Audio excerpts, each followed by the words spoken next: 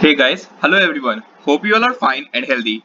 I hope you all are following the series of my lecture, and if you have any types of doubts and clarification till yet, you can reach us. So let's see today's topic, and that is C++ classes and objects. Let's dive in this lecture and understand this wonderful concept. Firstly, we should see what is classes and objects in C++. Till now, whatever we have done, that was procedural oriented programming.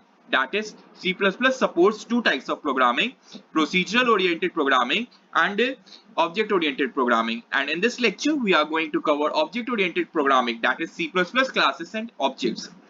In simple terms, let us understand what the class is. Suppose you want to differentiate between two persons. You can do this on the basis of their height, weight, skin color, and some actions like their behavior and all. So for this, you can make a class named person and add these data members and actions in it. See, C++ is a multi-programming language. That means it supports different programming styles. One of the popular ways to solve programming problem is by creating object, and that is known as object-oriented style of programming. C++ supports object-oriented style, which allow you to divide complex problem into smaller sets by creating objects. Object is simply a collection of data and function that act on those data. So let us get the clear idea what it is. So before we create an object, we need to define a class. We can say that a class is a blueprint of the object. Suppose for building a house, firstly we need the whole sketch, that is the structure of the house with all the details in it, that is about the floor, doors, window, etc. And based on these we build the house. So here the house is the object and the sketch of the house is a class. Like, you can build as many houses with the same description. Similarly, we can create as many objects from a same class. Now comes is how to define a class, that is class definition. It can be done by using the keyword class followed by the name of the class and then the body of the class. It's defined inside the curly brackets and terminated by a semicolon. See the syntax I have mentioned here.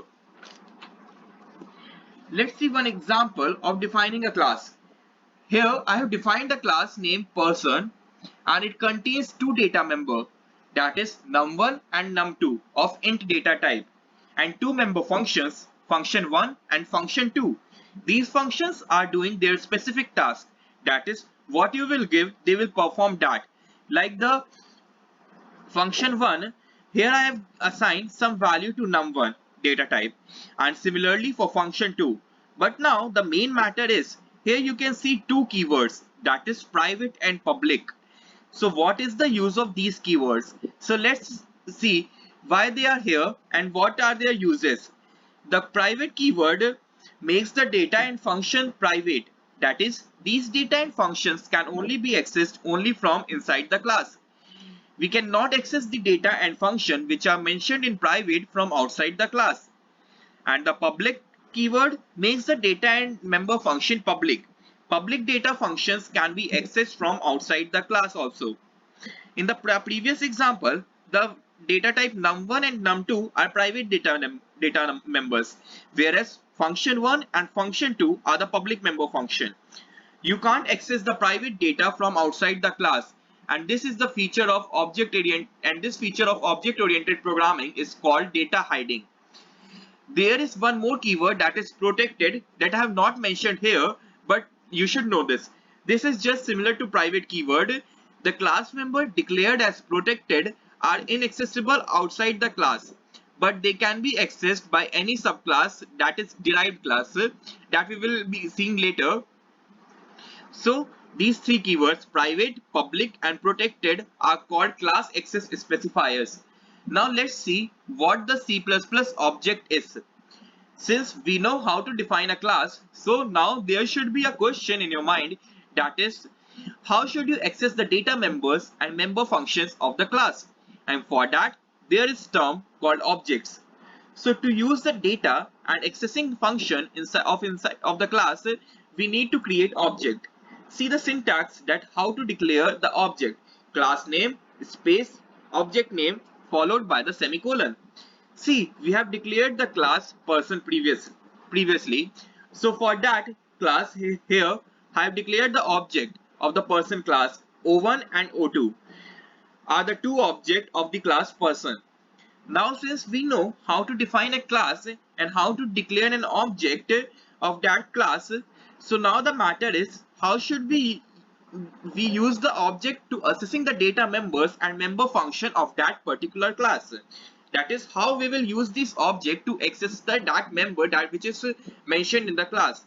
We can access the data members and member function by using a dot operator. See here, the dot operator. You can access the member function and data member by using the dot operator. Focus on the syntax here. O2 dot function 1. This will call the function 1 of the class. Similarly, O1 dot num2 equals to 7.5. You can assign the values to the data member like this. You can access the data members and member function in this way. One thing is to be noted here that the private member cannot be accessed from outside the class. They can be accessed inside the class only. Let's see one sample example to get the more clear idea. In this example program, num1 and num2 are the data members and of int and float data type respectively, and two member functions get integer data and insert float data are defined under person class. Two objects O1 and O2 of the same class are declared. Here two objects are there, O1 and O2. The get integer function is called for the object O1, like O1 dot get integer data 12. 12 is passed as argument here. So this sets the value of num1 data type for object O1 to 12, means num1 will be assigned to 12. The insert float data function for object 2 is called, and the return value for the function is stored in a variable second data of object 2, like second data of object 2 equals to O2 dot insert float data. So likewise it will get executed and produce the respective result. See the output part. Here I have given the written explanation also, so pause the video and go through it. So this was a very simple program to get the clear idea of how to access the class and how to access the member of function of it. Now comes the C++ constructors, that is constructors in C++. It is the special type of member function that initializes an object automatically when it is created. Compiler identifies that a given member function is a constructor by its name. Constructor has the same name as that of the class. This is very important part. Constructor has the same name as that of the class and it does not have any return type. The constructor is always public. So these were some of the special characteristics of the constructor that the one should know. Let's see one example that how to declare a constructor in a class. In this example, class temp is defined and x and y are the data members. And see here, the constructor is being defined in the public access specifier. It has same name as that of the class, that is temp, then parenthesis, and has initialized both the data members in the constructor. So this is how the constructor is defined. Now, how the constructor works. In the previous example code, temp was a constructor. So what does the constructor do?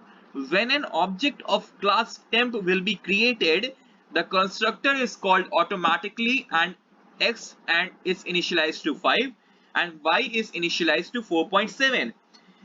There is one alternate method also to define a constructor, and that is temp parenthesis followed by semicolon, then the x in bracket and value, here temp parenthesis followed by the colon, not semicolon, see, followed by the colon, then the x in bracket the value you want to assign to x, then comma y, and the same that is in bracket the value you want to assign to y. After that the curly brackets. Let's see one sample program to understand it more clearly. This program will calculate the area of rectangle. Class area is created with two data members, length and breadth, and the constructor is defined to initialize length to 8 and breadth to 20. See here, the second method has been used to define the constructor. There are three member functions that are getLength, area calculation, display area. To get the length from the user, to calculate the area, and to display the area respectively. Two objects A1 and A2 are created, and when they are created, the length and breadth are automatically initialized to 8 and 2 respectively because of the constructor. Then the member function getLength is invoked, which takes the value of length and breadth from the user for the object A1. This changes the length and breadth of the object A1. Then the area for the object A1 is calculated and stored in the variable temp by calling function area calculation, and finally it is displayed. It displays the area. For object A2, no data has been asked from the user, so the length and breadth remains 8 and 20 respectively. 8 and 20 respectively. Okay, and we got the respective outputs. See the output screen here, the output part. You will get the clear idea. For this also, I have given the written explanation, so pause the video and go through it once. So the next and last topic of this lecture is C++ destructor. It is just opposite to the constructor and also a special member function. Unlike constructors that are used to initializing an object, destructors destroys, that is, delete the object. Similar to constructor, the destructor name should exactly match with the class name, and for declaring the destructor, it should always begin with the tilde symbol. See the syntax. Tilde is symbol followed by class name, then parenthesis, and then inside the curly braces some piece of code you want to write. So when does the destructor get called? It is called automatically when the program finished execution. When the scope, the curly brackets operator, that is parameter containing local variable ends, and when you call the delete operator. So there are some rules also related to destructor and data. Name should begin with the tilde sign and must match the class name. This I have already told. There cannot be more than one destructor in class. You can only mention one destructor in the whole class. Unlike constructor that can have parameters, destructor do not allow any parameters. They do not have any return type, just like constructors. It is just similar to like constructor. They don't have any return type. When you specify any destructor in class, compiler generates a default destructor when you don't specify and inserts in your code. So in this class, we have seen C++ classes and objects, the full concept, the constructor and the destructor. Hope you all got this. Go again and watch video several times and try to write the program by your own. For any types of doubts and clarification, feel free to reach us. So be safe and healthy. Enjoy your learning. Thank you and bye-bye.